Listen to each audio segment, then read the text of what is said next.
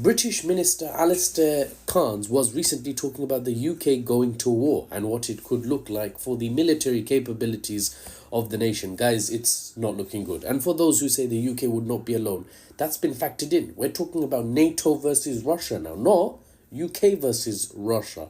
And it's still not looking good. He says, quote, "In a war of scale, not a limited intervention, but one similar to Ukraine, our army, for example, on the current casualty rates, would be expended as part of a broader multinational coalition in 6 months to a year," end quote. Let me break down how tragic of a summary this actually is for us.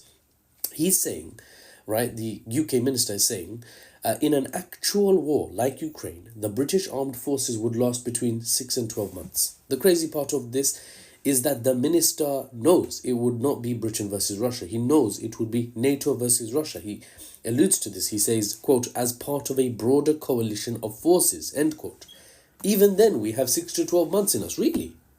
Now, he says in a war of scale, meaning a full land engagement. For example, in the unlikely but still possible scenario, as I have mentioned in previous TikToks, where I give my geopolitical analysis, in the unlikely but possible scenario that the Russian Federation invades the Baltic states, that's Lithuania, Latvia, Estonia, one of them or all of them, if Britain honoured Article 5 of NATO, an attack on one is an attack on all, because those states are part of NATO, and deployed the British army to those Baltic states to fight the Russian armed forces head on, this minister is saying that even as part of NATO, we would be out of soldiers in less than a year. Nice. And by the way, I'm saying out of soldiers, expended, as if this is an iPhone running out of battery charge. But it's not, is it? It's people's lives. These are British soldiers, family men, breadwinners, husbands, fathers, all sent off to die. It boggles the mind, actually, that we would even consider a conflict where the UK takes a leading role, where the opponent has been at war for 3 years and shows no sign of actually losing. Right, the front line in Ukraine is not one that's being taken back and Russia's forced back into the Russian homeland. No, Russia is stably holding part or full 5 states of Ukraine, 5 oblasts. So they're not losing even after all that NATO aid. Russia is an opponent who has 10 times the standing army that the UK has, and has not even fully mobilized to fight in Ukraine. Right, they're holding some of their punches back. Why are senior figures then in the UK beating the war drums and talking about being ready to fight tonight? Sometimes they say, we're ready to fight tonight.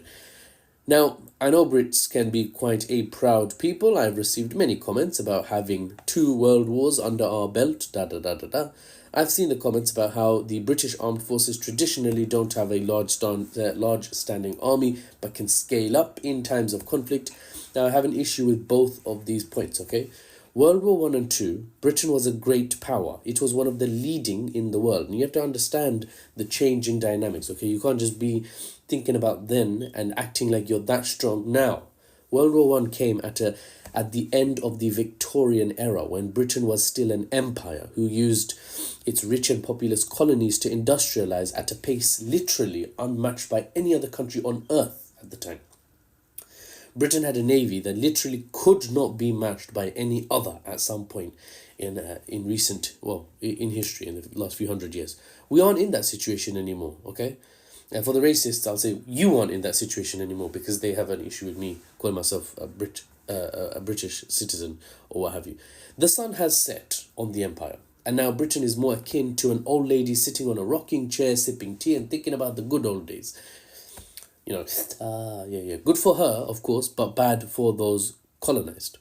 It's not a powerful empire anymore, so you cannot act like it is and saber rattle your way into a new war.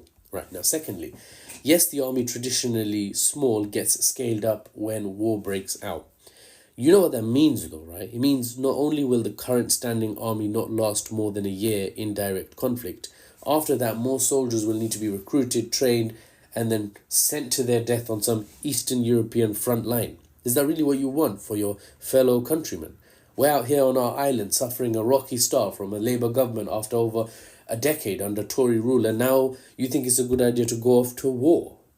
Bro, how many men do you know who are ready to take up arms and be shipped off to the Eastern Front, to be stationed in Estonia or God knows where, to potentially have to fight battle-hardened, experienced Russian soldiers who have been at war for the last 1,000 days.